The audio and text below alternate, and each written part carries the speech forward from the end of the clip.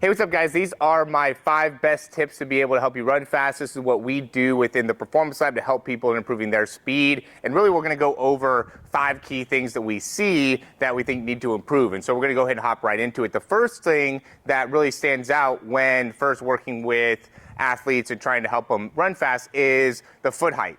Right? So when you're running, you don't want to end up having the foot be too low to the ground when both you're coming off the ground as well as you're swinging through. So there really ends up being 2 different parts of this. One is the foot will come here and not get enough height on the backside, right? Where when you see like the top sprinters in the world, they get that foot all the way up here and they're very fast in being able to bend that knee. And then the other thing is as they come through, they can keep that knee up and get that toe up. So then there's a reach and then a pull, where a lot of times guys that are slower and usually they can do one of them well, right? So they'll be able to maybe get their foot up in front, but then don't have very much action here, or have a ton of action here, but then just land right out in front so they don't have great foot contact. So first thing that I would say would be improve the foot height. The second biggest thing is the foot contact time. Now, this ends up being really a huge difference in what we see within the top sprinters,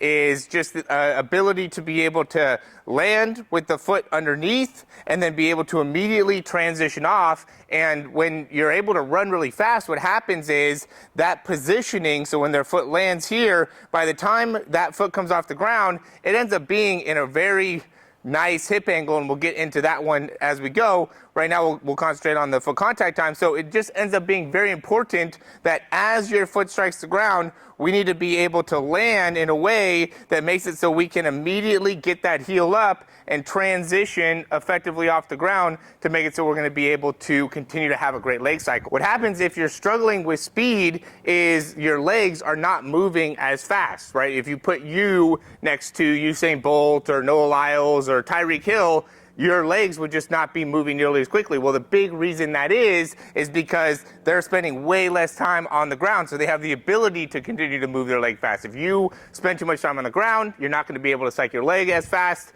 or as quickly, and that's going to make it so you're not going to be able to run as fast. The number 3 thing is going to be posture and arm swing. I know this is a very basic one, but it is, to me, the 3rd most common problem that I see with people when they're running, and there's a wide range of different things with this. You know, there's people that will go too far out to the side. We'll just have, typically it has a lot to do with like the elbow joint. When you're running, you want to be thinking about using the shoulder primarily and the wrists primarily. We don't want to be doing too much extending with the elbow or bending with the elbow coming up. We want to be able to really make that action mostly a shoulder action. And then when we do it, if you look straight on, as I pull back, I want to be thinking about my elbow going more inside, tight to my body.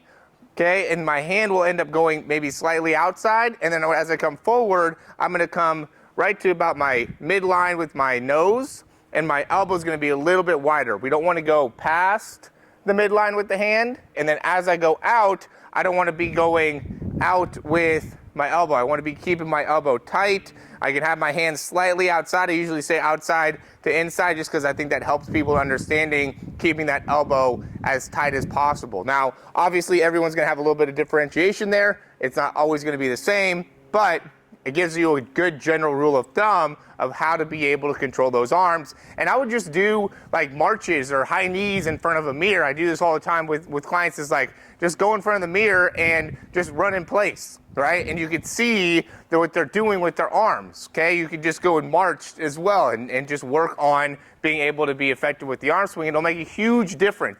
Just by controlling your arms, you can get significantly faster, especially if you notice within yourself that the arm swing is a problem. So the number 4 thing is going to be the hip angle at push-off. So I already talked a little bit about this when it came into that foot contact time. When that foot comes off the ground, what we typically see in the top sprinters is this angle of the hip is going to be about 120 to 125 degrees, right? And so that's going to allow us to fully access those hip extensors. And the thing that's important is as we are toeing off here, the angle of really the hip as well as all the way down to the leg ends up being critical to make it so we're able to propel ourselves forward. So the common mistake is, and this is a big issue that I have with the whole vertical force production and how important you got to just, generate as much force in the ground is typically what we see is like as those people toe off the ground, that knee is right underneath the hip, okay? So now that's going to be 90 degrees.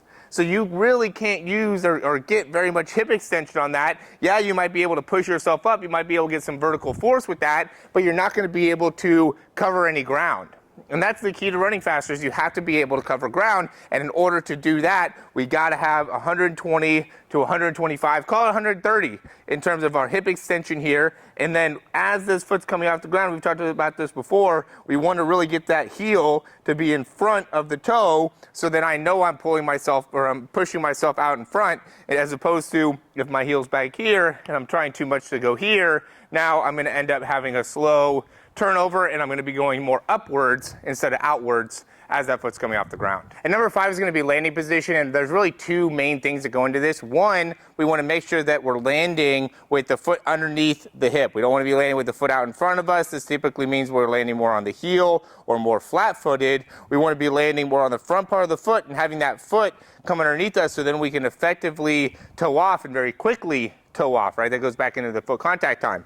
Another big thing is we don't want this foot to be coming across, right? We don't want it to be coming in or really out. We want it to be directly underneath the hip the best that we can. And then the second thing is going to be, where are we landing on the foot? We don't want to be landing on the outside part of the foot, and we also don't want to be landing with the foot going too much inwards or outwards. We want to be able to make it so we're landing on like the inside part of the foot, maybe middle part of the foot, and also the front part more towards the toes the best that we can. The more that we have a landing out here, the harder we're going to be able to stabilize or control and then effectively toe off. The more we could be on the inside, that's where our balance is, right? If we go and lift up one leg, you typically, if you go to the outside, if you let your weight go out here, you're going to get off balance. You really want to keep that weight towards the inside, right underneath that big toe, to make it so you can stay nice and balanced and help you be effective with being able to get the foot off the ground. So those are going to be the 5 tips to help you run faster. I think that really covers the main parts of what we see within the Performance Lab and how we can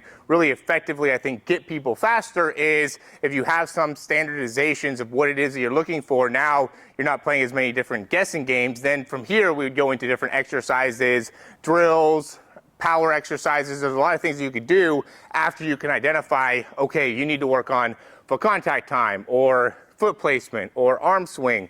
Once you can start to identify those things, it really helps you be able to make improvement. Now, my recommendation would be to really isolate one main thing that you want to be able to improve, instead of saying, oh, you need to work on your foot contact time and your foot placement and how high your foot position is. When you tell athletes that, it's a lot harder for them to connect. So really try to make it so it's as individualized as possible, to make it so then you, and if you're working with an athlete, can be able to make the improvement within that particular area, and then from there can improve your running. And then from there you can go to a different one and then work on it that way. And through that, you'll be able to improve 3 different areas over maybe 6 to 8 months, as opposed to within that same period of time not seeing very good results. Typically, what I see at least, the reason that's happening is because people aren't putting enough focus on the technique and are trying to do too many things at once.